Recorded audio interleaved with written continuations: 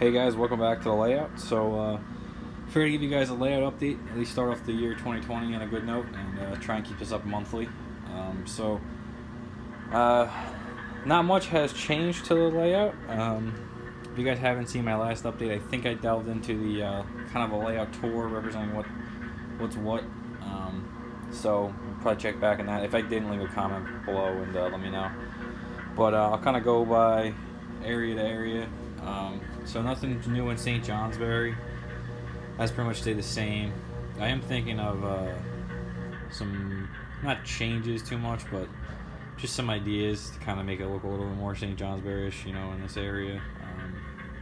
But I don't know yet, and I still gotta add the signal and fix the grade crossing sensors and stuff over here. I'm debating on where to put that. Everything else is pretty much the same.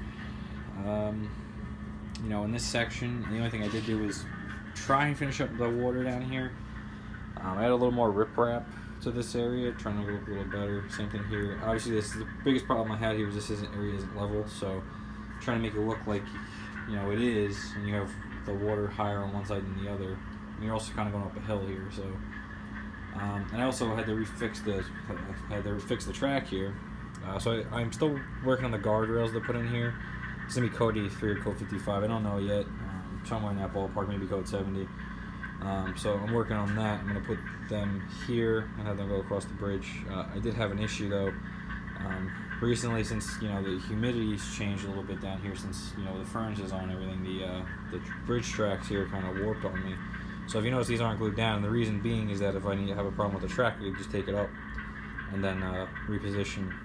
Or redo the bridge if I had redo the track if I had to, not affect the bridge, which I thought was a great idea. But apparently, just because the bridge track here is flexible, you can see what happens. So you can imagine what happened when humidity got to it. The bridge looked like this looks like spaghetti, kind of. So it worked still, surprisingly, because the trucks, I guess, just forced their way through the kink. But so now that it's back to normal, what I'll do is I'll get this section glued back in. I reballasted this area right here, so it looks a little better.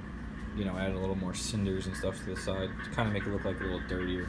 And that's, I want to say it's predominantly it. The only thing I have to fix over here, I'm still working on redoing this grade crossing because it's still a little too small in my opinion. I have to fix this area right over here. So I just kind of torque up it a little bit. What happened was I think the traction was too low with the ballast, and it was making one engine in particular derail there. Everything else has been fine though. I am still waiting to get the RS-18s back from Rapido. I have 3 of those. I'm probably going to sell one off because it's, I think I just have too many.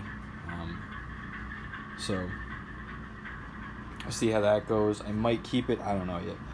They are just, the locomotives these days are just so expensive that, I was in the talks with having a M420 done now. Rapido just announced that they were making one, but the final price for the thing to have one made was going to be about $600, which is pretty expensive for an engine, one in particular. Where now, since Rapido's making it, at least you can get kind of 2 for the price of one. But anyway, not to get off topic here. I haven't got those back yet. They were great engines, it's just that motor issue, which I at least Rapido addressed the issue, so that is nice. And other than that, the engines were perfect. So I hope to hear in the next couple months, maybe in a year, they're gonna do the chop nose ones, and then I can tell this Caslo one I have that I had commissioned. I'll take you over to it real quick, guys. So I don't think I've ever shown this thing running on this channel at least.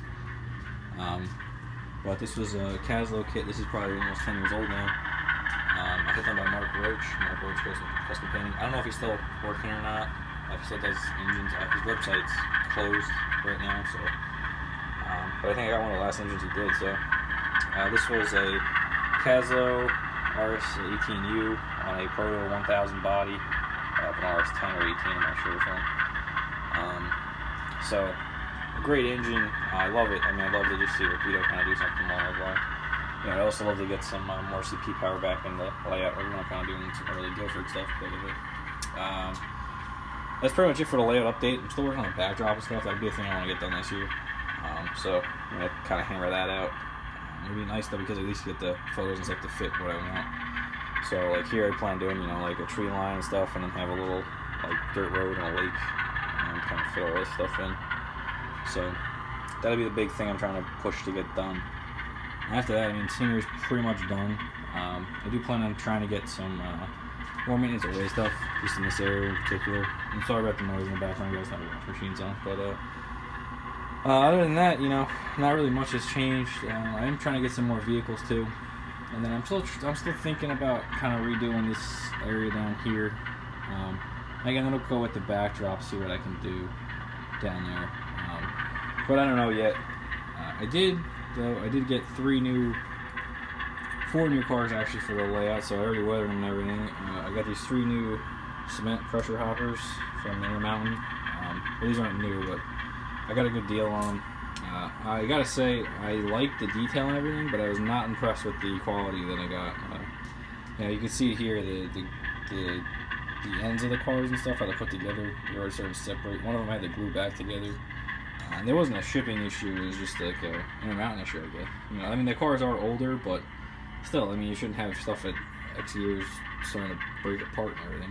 So I kind of fixed that issue, but they're great looking cars, and I'm kind of gonna go with my CV detour train that I can run through here once I get my next section built. If I didn't go into it in the last update, what I plan on doing here, guys, is I'm gonna cut from here back. So essentially, this is a triangle. So this area right where I'm running the pointer down to the left of this way, so I'm gonna get taken up, and I'm gonna add in a kind of a lift out bridge here, you know, and then it will go into this area, which will be like a staging yard now.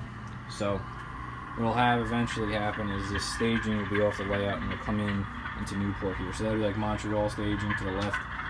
I plan on I might actually scenic the area too, and actually make it like an elevated yard or something, like it would be in Montreal. So we'll see what I can do there.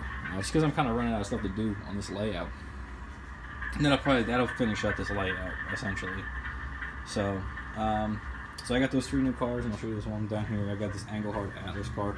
This one's probably the best thing I've ever seen in my life as far as cars go. Like, you know, it comes out of the package, no issues. Looks really good. You know, just all around a good car. So I definitely consider getting those. If they weren't so expensive, I would definitely get more of them. So I'm trying to find some good deals. I also just ordered 3 new Lamoille Valley boxcars. They had 3 road numbers from Athearn, so I got 3 of those coming. I might get some more and try and renumber them, because you know, at the time in the 80s when I'm modeling, they had sidings basically full of these things. So the next layout I do, because this one eventually will be coming down, you know, probably in the next, I'd say 5 or 6 years or so. I do plan on doing, if I can fit it all, modeling the Central Vermont, Lamoille Valley, in that area of Vermont.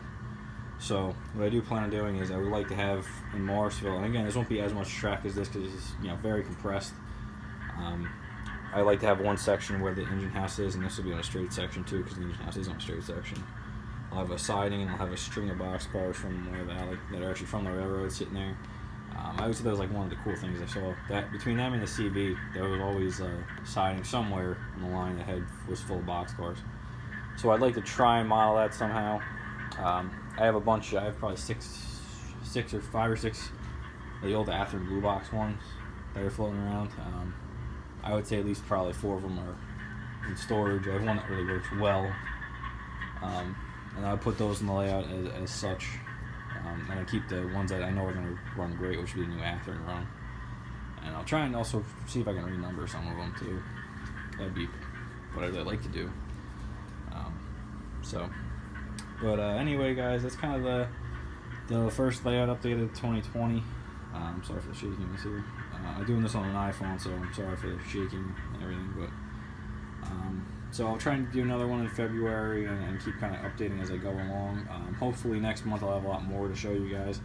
I am trying to get a lot of stuff done, so you know, everything's just money, and that's what it comes down to. So pinching pennies. But all right, guys. Talk to you next month.